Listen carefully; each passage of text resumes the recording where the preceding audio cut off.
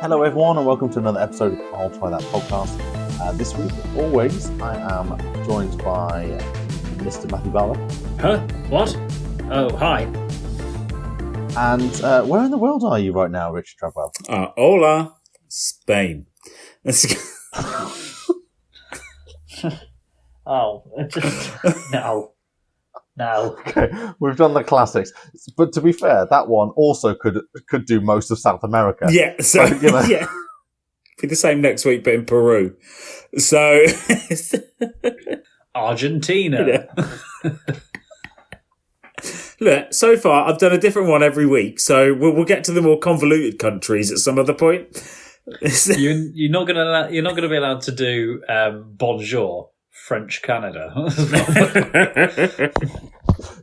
He can only do it if he nails the regional accents. That's what I want to hear. I want to really spend time getting the accents down as well. Is that going to be great for this podcast? No, but because in the podcast it'll be like a soundbite, like a snippet. Okay. But for you, it will be months of work and research and effort. And I think the listeners will appreciate all that work and effort that you've done, Rich, to get the subtle nuances of different regional accents. If you stick with it long enough, you could also just convince us that you have taken it quite seriously, and we'll start to believe anything you say. You end up being able to go, there's a village in Burkina Faso where they say frog boobs or something like that. Oh wow, that's really interesting. So we're not talking about frog boobs here. We're moving on to talk about Wylam Brewery, which is based up in Newcastle upon Tyne. Why I? I've not been myself. But my dad highly recommends going there. And actually, this is the first beer, apart from Banks's, which I brought my dad into to talk about very early on in the episodes. Actually, he brought me this beer, and he was he'd had a conversation with the team. He'd been up there, and they were so hospitable and had given us a load of beer. So thank you, Wylam Brewery. We will officially say that you have sponsored this episode because you've provided the beer for us to consume. So thank you very much for providing the beer. Thank you. Much obliged. But without further ado, we are handing over to Richard Travwell. Yes, that is correct. So we're gonna talk about something that happened. It was only a couple of days ago. Any of you golf fans? I do play a bit of golf. Do you play? Are you any good at golf, Joe? I'm hit and miss. You hit and miss. Do you like to have a drink at the golf? That would be my. I think that's the primary reason of playing golf, isn't it? Yeah, just to get away from your wife and drink beer. Is it beer on the golf course? I don't know. Yeah, if I must say, the last time I played golf in the UK was a bit of a sad affair. It was just me by myself because no one else turned up. Not because I hadn't invited anyone, or I had invited people and they didn't turn up, but just because I was used to playing in the States where you could just turn up. You could book a slot as a single, and you would get paired with other people who at the same tee slot, and then you would just play with randoms, and it was good fun, and you would have beers as you would go around. A good way of meeting people, playing different games, whatever. I tried to do the same thing in the UK, and that's just not the done thing here. You have to have an organised group of people to go and do it with. Brits aren't going anywhere near that. Yeah. Play golf with a man I've never met. What would the neighbours think? So yeah, let's just put it that way. It wasn't as hospitable as what I was used to playing in the States. I was going to say, my golfing goes to that one time we went in high school, Joe, when it was a PE. And to the driving range. At Purdiswell? Yeah, Purdiswell, yeah. That's pretty much my golf experience.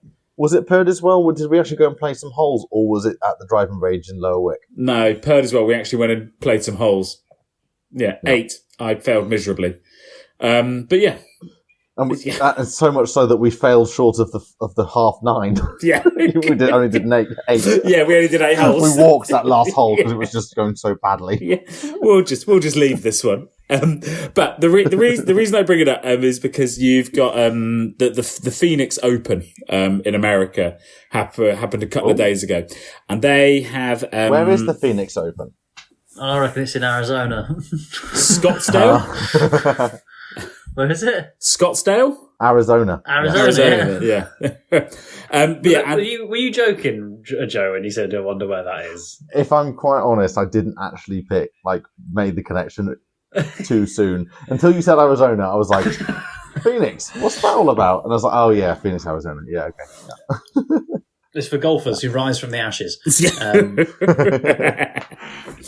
But they said they had the Phoenix Open, which I have no clue about golf events or which one's which or anything like that. But apparently it's quite a big one. It's quite a big one, and they have a part of the arena there is called the waste management, which is by the final hole. Everybody kind of races, so you can get in it so you can start queuing. So there's a queue that starts at 7 a.m, and then you run, once that first gate opens, you then run to a second barriered bit, which then that opens at 8, and then that lets you into the waste management. It's not a great name, I'm not going to lie, for an area. I was going to say, it does not sound glamorous, does it? It sounds awful. Basically, it's a big bit, and then you got VIP boxes at higher levels, and it's all to watch the final hole. But basically, they had. So it's on the 18th hole. It's on the 18th hole, yeah. Itself. So it's the final hole. Right. You kind of want to be there to watch it all. But it's known to be a bit more rowdy, maybe a bit more Happy Gilmore-esque would probably be the best way to describe it. Because everyone's finished. It's not like they've got to keep their focus. They've just got to get the ball in the hole. Yeah, go home, ball. Go home, ball. But what they had was all of the ticket machines weren't working properly, so they were letting more people in.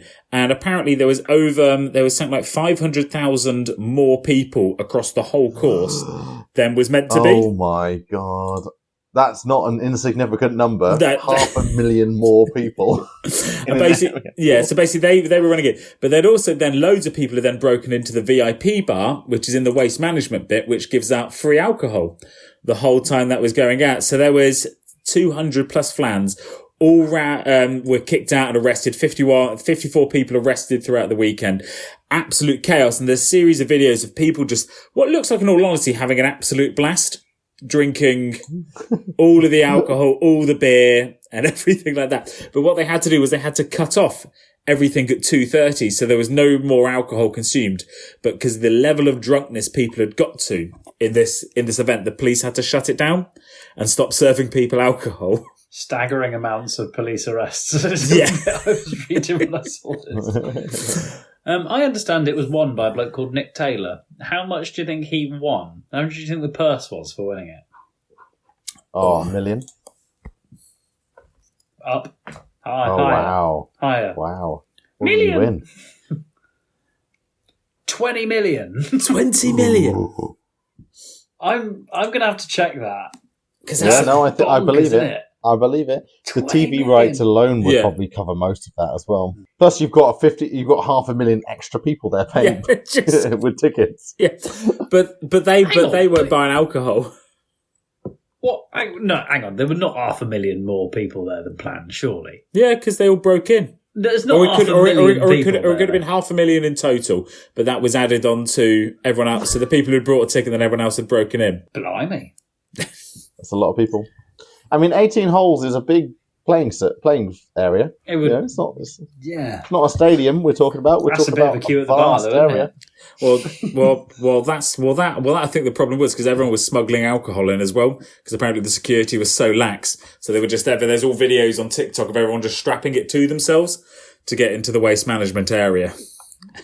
Wow. Apparently, one bloke got to the bar and he was like, "Yeah, mate, can I have 3 lagers, 4 ciders, 2 IPAs and a Guinness." And then a riot broke out. You do not order the Guinness last, everyone, come on. And then the guy after him came up and he just said, "First round's on me." Yeah. Nice golf reference. Oh dear, Rich has left. So it does sound so disgusted with that story he's left. It's pandemonium. It's gone of the way of what golf. I thought the idea was golf was civilized. Maybe it isn't. Civilized. No, it's all a bit of a drunkenness now, apparently. So, good heavens! You should see some of the pictures. There's men with their tops off. Oh my word! But yeah, I think it's become more as golf has become more mainstream, as it should do, as everything should do. Should become more available to everyone. Did we have the connection to this story, or did we just say some of those people involved had drunk beer? Is that? I think that was his whole angle. That's how we got it on the podcast. Okay, That's good. why Rich has brought it onto this to us to talk. Should we talk about Wylam? I really think we should. Yeah, quite urgently. So Wylam, it's a beer, as I alluded to in the intro, brought to me by my father, and I'm very pleased that he did, because it's got an amazing story behind it, in the fact that I have never seen a more picturesque brewery in my life. And I've seen some of these, the Victorian Tower breweries, I've seen some historic looking buildings, but the Wylam Brewery, if you look at a photo of it, is incredibly picturesque. And the photo they have is like in front of what might be a lake or a big genteel pond, with this. How would you describe it? It looks like a. Yeah, it's like a park, maybe in sort of park grounds or something. I kept looking at it and thinking, oh, they really like that picture, don't they? That they put all over the website. And then I went, oh no, that's actually where it is. That's actually the brewery. They have a very nice picture of it, sort of like at either dawn or dusk, just like sort of gently backlit, and it's kind of a sort of symmetrical building with a kind of dome on top of it, almost like a observatory type thing. Yeah. Which actually, now I look at it, I think I wouldn't be surprised if they said that's what it was. And it's got some stone pillars at the front. And it does just look like it's not city centre, or I wouldn't have thought so, but based on looking at it. And it just looks serene and regal. It's a 30-barrel microbrewery that resides in the Palace of Arts in Exhibition Park in Newcastle on Tyne. Oh, it's actually in Newcastle. Okay. Fine. So it is fine. That's okay. Because there are parks in city centres as well, but it just looks so. Particularly this image of it makes it look like somewhere you'd have to drive 30 minutes out of a city centre to go and see. Oh, sorry, I was just having a peruse, and it looks stunning. Mm. Yeah, mm-hmm. Wow, gorgeous, isn't it? Yeah, it's the most picturesque brewery I've seen. Outside of the very historic old breweries that are built, whatever. But this is just beautiful. Hands down. Thing. So Newcastle upon Tyne is that just Newcastle? It's on the Tyne. Yeah. Okay. Fine. So I won't give it. That's its formal name is Newcastle upon Tyne, but it's Newcastle. Is what we're talking about. No one ever really says upon Tyne, do they? No. Newcastle. That's what they say. Isn't there a Newcastle near Bristol? And it's like Newcastle, it's like Newcastle upon Avon or something. No, I'm thinking of Bradford upon Avon. There is another Newcastle south of Newcastle upon Tyne, which isn't the one that we all know. I think of Northeast, Geordies, Alan Shearer, Anton Deck, Cheryl Cole, and so on. I was going just a slight slide track off. Wasn't it Staines had to add on Tyne to their name because they were getting mocked so much after the Ali G movie? So they had to add Staines on Tyne for it to become more acceptable. To be fair, they're called Staines, which is, It would be, it just sounds like I'm being pedantic now, but it'd be Staines on Thames. Oh, okay. Sorry. There we go. But yeah, I'm pretty sure they've changed the name. But yeah, sorry, just slight slide. Do you want some fun facts about Newcastle? Of course. Yeah. Do you think, did we not do them all when we did Newcastle Brown? We did some good ones, didn't we? Did we also cover that Rowan Atkinson, a.k.a. Mr. Bean, is from Newcastle? I did know that. Knew that one? But I didn't know if that was where we knew it from. I did not know that. My Mr. Bean knowledge is limited. He's also got a degree or like a doctorate in not physics or like bio or some kind of engineering. He's a very smart bloke, is all I know. I know he has a fleet of trucks. Did you also know that Newcastle Central Station was the first covered train station in the world? I didn't know that. Yeah, you're right. In 1850, Queen Victoria inaugurated it. Before then, railway passengers all over the world had to weather the storm while they waited the arrival of their train. The day was declared a public holiday in Newcastle and has been ever since. August the 29th is a public holiday in Newcastle. Wow. Good. Brilliant. I like to think everyone makes a pilgrimage to the train station to stand underneath the covered bit, and they're all just the thought that someone just like, dry you know what? In this really rainy country, you know what we should have? Some sort of cover roof while we're waiting. Because roofs weren't new to the world at that point. Was it just the British way? Well, if we get wet, we get wet. We just won't complain. It's my fault for coming out on it. Yeah. I thought, should we talk about Wylam Brewery in more Yes, detail? fair Because also enough. there's an You've got me interesting onto jargon. there's an interesting quirk on this occasion. Normally, when we talk about a brewery, we've all got the same beer from that brewery, but not tonight. We've got Not different tonight, beers. Matthew. I was hoping someone would jump in. We've got different beers from Wylam Brewery. So should we all go around and talk about what beers we've got? Let's do it. Yeah. What have you got, Rich? Go on then. I've got Jake Head, which is a supercharged IPA, kicking in at 6.3%. I feel like Jake Head may even actually be almost like a flagship beer for Wylam, I think, because I had a little look at their merchandise, and Jake Head, I think there's a T-shirt with Jake Head on it. Oh, okay. How does it taste, though? That obviously sounds like it's a little bit pokey, to use an old favourite. I can definitely feel it. Which would be give me wait there. Yeah. Oh, and it looks like a Hold sort of the cloudy. line, caller. Can we have a little Hold the look at Oh, the can, yeah. So the can is I don't know, is Jake's Head got something to do with snakes? snaky? Does anybody know the reference? indeed. Jake's Head? Yeah.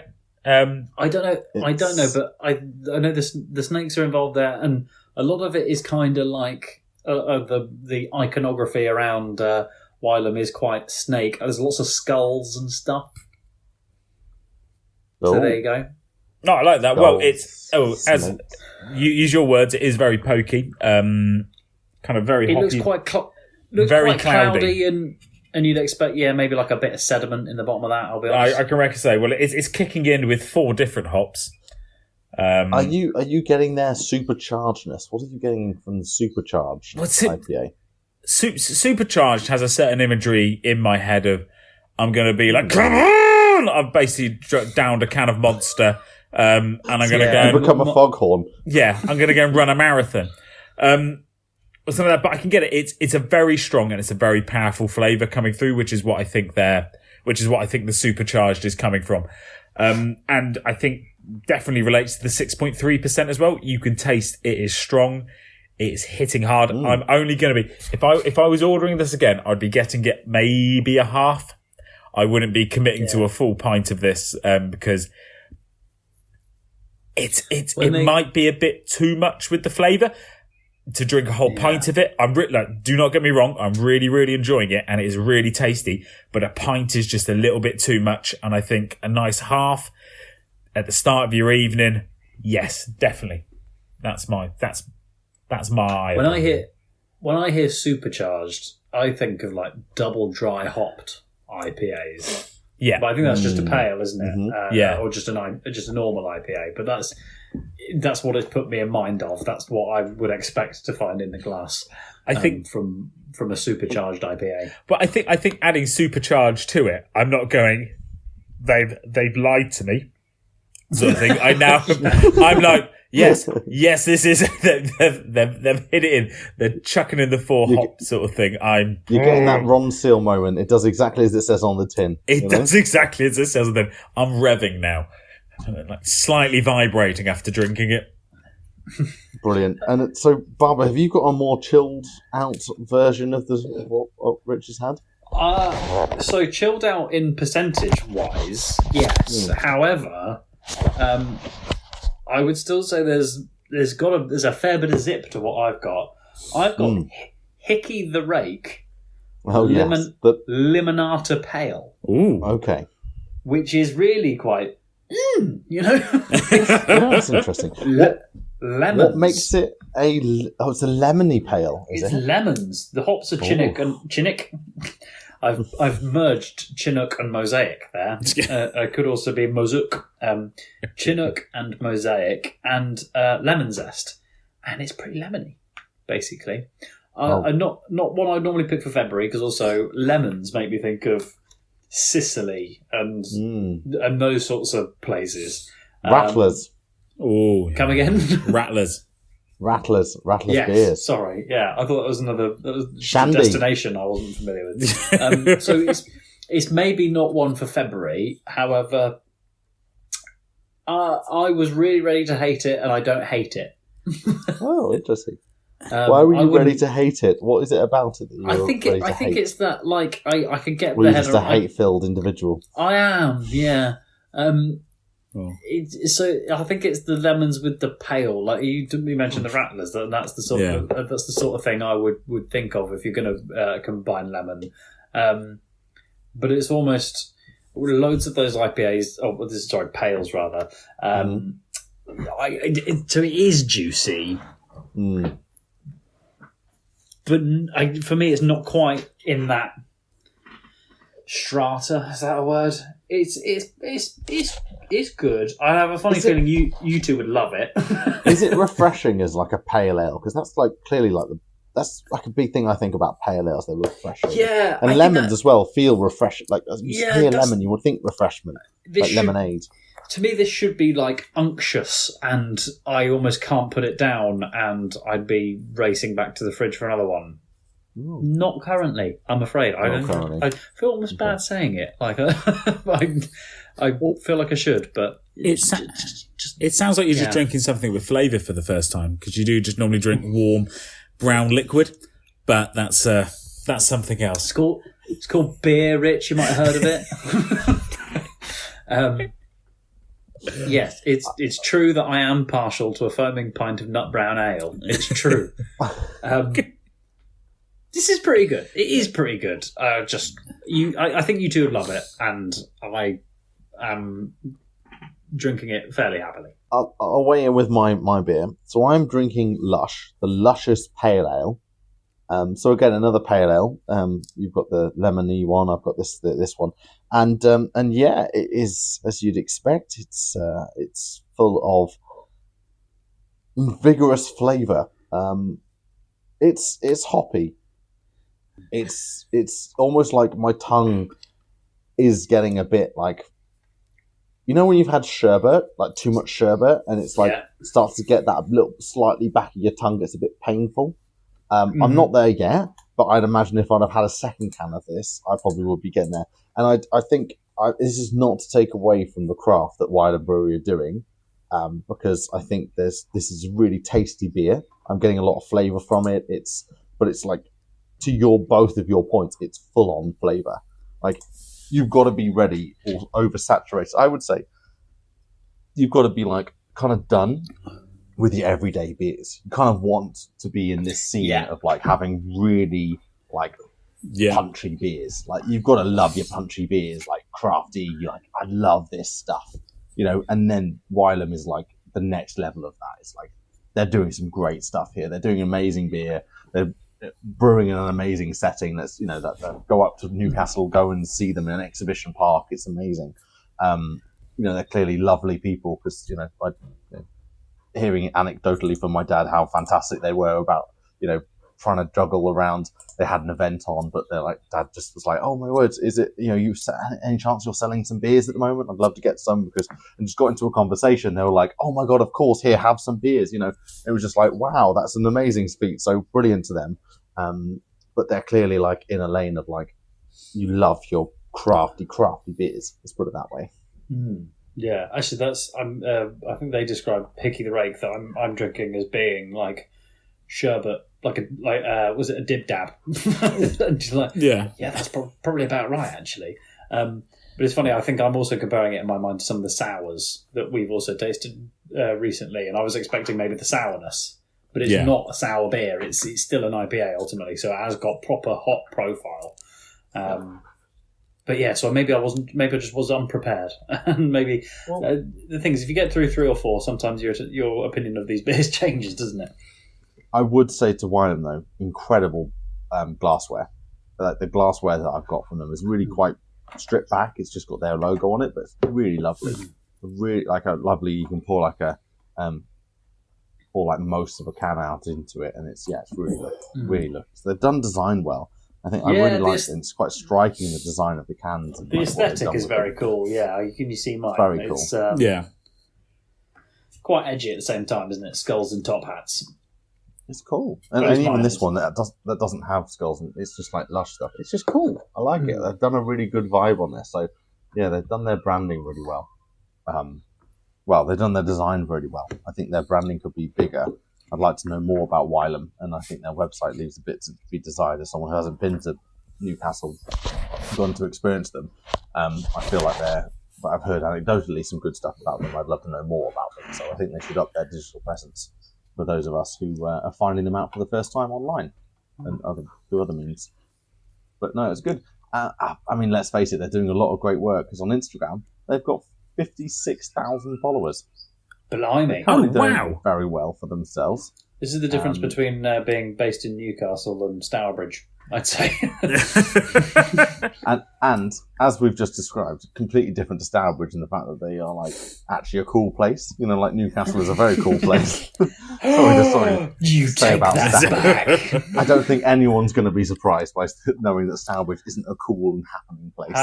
How dare you say that about Stourbridge? And just, you know what? And I think they're the whole setup they've got there looks absolutely phenomenal, and I feel that lends to Brilliant. like it's I would just go there as a tourist. Yeah. Oh, 100% you would go there as a tourist. It's so good, and I think they've just done some really good, cool stuff. I mean, they're just their backdrop, their brewery. I will not stop talking about how great this brewery is, how great it looks, because they held a New Year's Eve party, and it's got this amazing like exhibition, like brewery, like looking thing with the lake. Load of people stood in front of it, and fireworks going off in the background. And this photo is incredible, you know. And that's a brewery, you know. It's just so good. So, if you find yourself up in Newcastle, or you're in the Newcastle area and you haven't gone and find out about Wylam, please do, because it's an incredible place. They're clearly really into making great beers, because you can get the quality out of these beers, but you've just got to be in for a full blown craft experience. Craft experience. That's a great way of putting it. It's like the full blown craft experience, because they take every single craft beer box basically. I could feel you would go there and you'd want to get, what is it? Is it a flight? Is it the flight of beer? I feel they would do a good solid like 5 6 tasters. Tasted like a good 5 tasters, and you can try the whole range. And I feel that's definitely what this beer is set up for. You would want to try different ones the whole way through. It's what I do quite like doing this podcast, is I can totally see someone in the next 12 months coming up to me talking about beer, and they go, I really like this brewery. You probably haven't heard of them. They're called Wylam. I go, oh, well, up in Newcastle. I go, what? An exhibition park. Yeah, no, I know about them. Yeah. Forget about 2000 Exhibition Drive. I kind of know them. Yeah. I've tried a couple of them. Tell me about what do you think about their Jakehead compared to their lush pale ale? Cracking brewery. Great New Year's Eve party this year. But yeah, brilliant. Oh, and Twitter, formerly known as, or X, formerly known as Twitter, 22k followers. So yeah, doing pretty well on the socials. They're doing okay. And I'll leave you with one last Newcastle fact, because I know you're all waiting for another one. Newcastle was the first city in the world to build a combined road and rail bridge. There you go. Bloody hell. That one. Take that away with you guys. I'm stopping. And that's all we have time for this week's episode of the I'll Try That podcast. And so from me, Joe, Rich, Barbara, and Simo, goodbye. And don't forget to follow us on Instagram, Twitter, I'll try that podcast.com, and watch us on YouTube. Goodbye now.